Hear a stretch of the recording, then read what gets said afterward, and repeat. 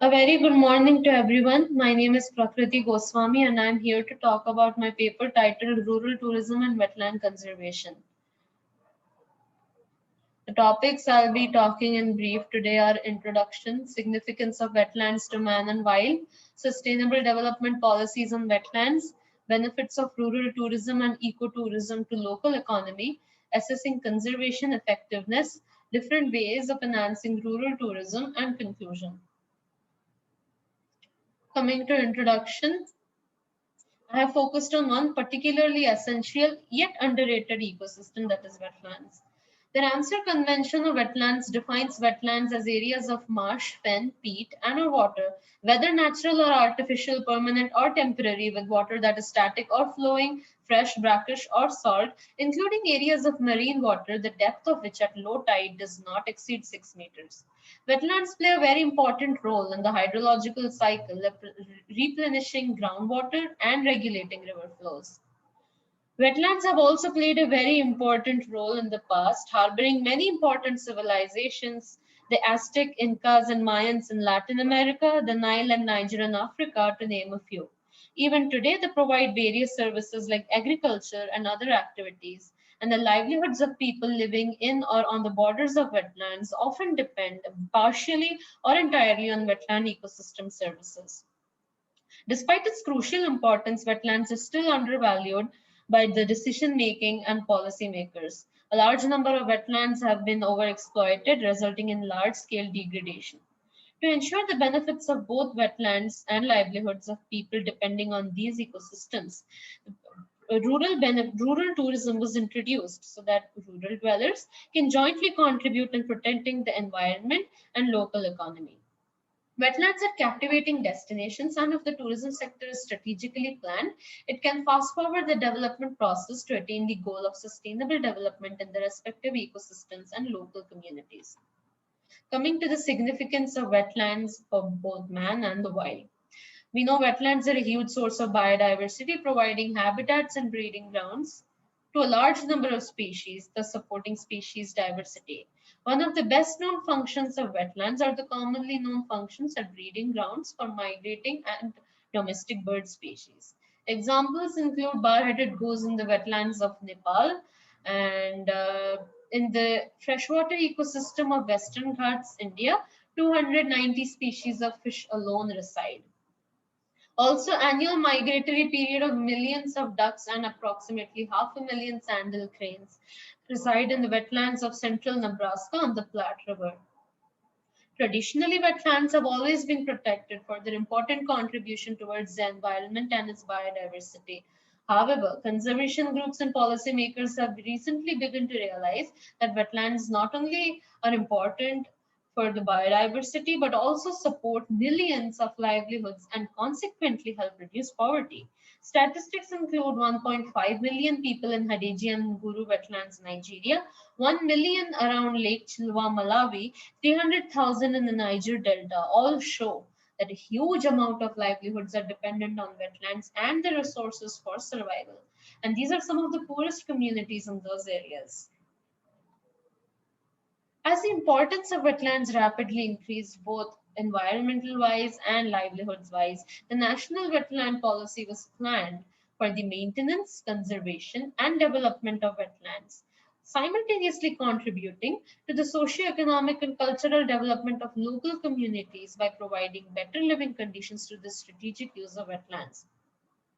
It was based on the three pillars or the three P's, that is profit, people, and place, which evolves into the environmental sustainable development triangle advocated by the World Bank. Well, it's obvious that the three P's of sustainable development, profits, place, and people, if thoroughly implemented, will show that the profits gained will be the minimal use of non renewable resources, as usage of renewable resources in these places will increase in a sustainable manner, which will result in the overall access to a clean, healthy livelihood with a lot of job opportunities and increase in the economy. Once these three P's are implemented thoroughly, this will result in the economic, social, and ecological development triangle, where these three provide the criteria on which these economic, social, and ecological development are measured. The criteria for economic progress is measured in terms of willingness to pay for goods and services consumed and maximum flow of income generated. Ecological sustainability is the resistance of biodiversity to adverse factors and the overall good health of these ecosystems. Social well-being refers to the increase in good health of individuals and the social welfare resulting from increase in social capital. Benefits of rural tourism and ecotourism to local economy.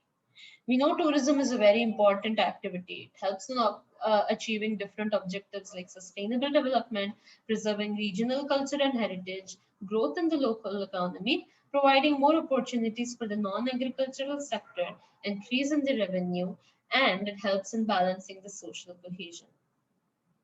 In 2014, rural tourism, when implemented in Europe, provided approximately 6 million bed spaces in around 500,000 establishments, which is around 15% of Europe's accommodation capacity. Now, combining with other related tourism resources, the sector made a profit of more than 100 billion euros in direct spending itself and is now a crucial factor for helping develop and renovate large number of rural areas. Ecotourism has also had a significant impact on other livelihoods or local communities, not only Europe, and it has been reported at various other places across the world. Some examples are Tambi Wetland National Park, Gambia, Ghoda Ghodi Lake Complex, Nepal, and Bahuaja Sonin National Park, Peru. Assessing conservation effectiveness. Now, this topic is important because the reason for assessing conservation and protection plans is to analyze the efficiency of its implementation and guide us towards the problems which need more work or attention to achieve the conservation objectives. The case study conducted, we used a combination of LDI index or the landscape development intensity index and spatial analysis in GIS on all wetland protected areas in Northeast China. The results were that the efficiency of conservation effectiveness decreased between the periods of 2000 to 2012, and the natural wetland areas in all WPAs went down by 11.5%. Notable negative correlation between the LDI index and the effectiveness of conservation suggests that human activities indeed were the cause for the minimal conservation effectiveness of wetland protection areas.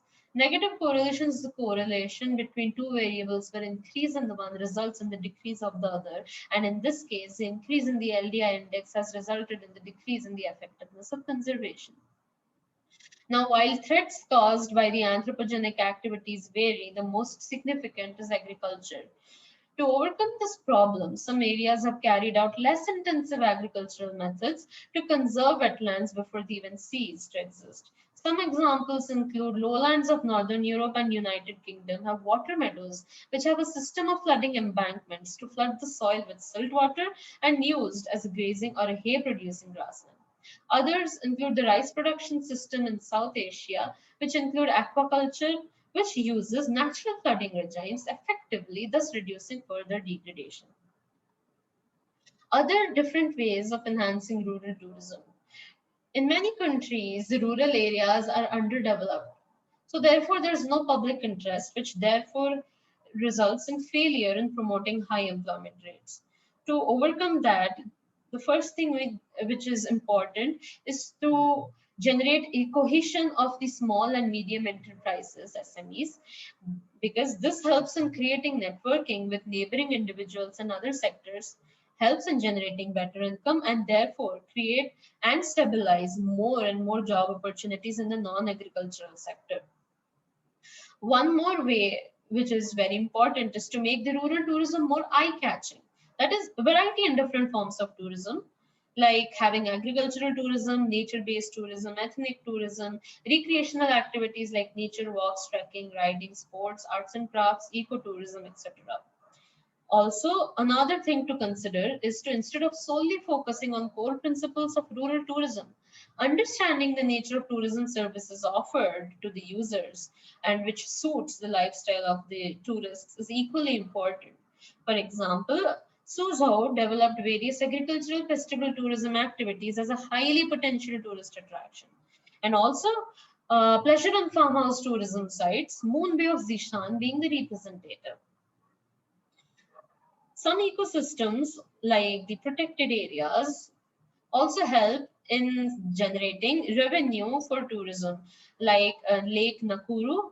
Lake Nakuru in Kenya charges USD 80 to foreign tourists for entrance fees, which provides notable revenues to the Kenya Wildlife Service, which in turn helps in managing the other parks, including Lake Nakuru.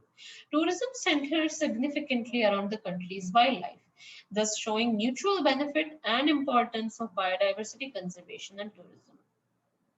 In some, not in some wetlands, it is not even necessary to charge an entrance fee to be economically successful. Some sites use the wetland-related facilities to promote rural and cultural heritage. For example, tourists paying 10% of the conservation fees at the Bataha Reefs National Park, Philippines, is used to fund initiatives of communities living in that region.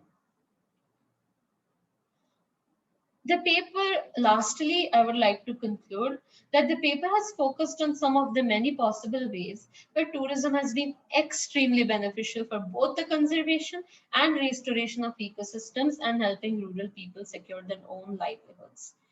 The proof is all the examples which I have talked about so far. We have also seen that positive results cannot be achieved without systematic planning, and if not managed well, may end up harming these valuable ecosystems and the people involved. Again, the example showing the case study of the LDI index and the GIS proves exactly the same, that if not managed well, may actually end up degrading the ecosystems more and harming the people involved as well.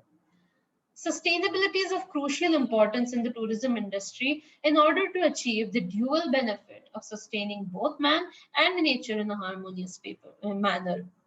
This paper was not meant to give a detailed process on overcoming the problems you're facing today, but to show that wetland conservation and rural tourism can be joined together in ways that can work mutually and benefit each other if properly tried and implemented.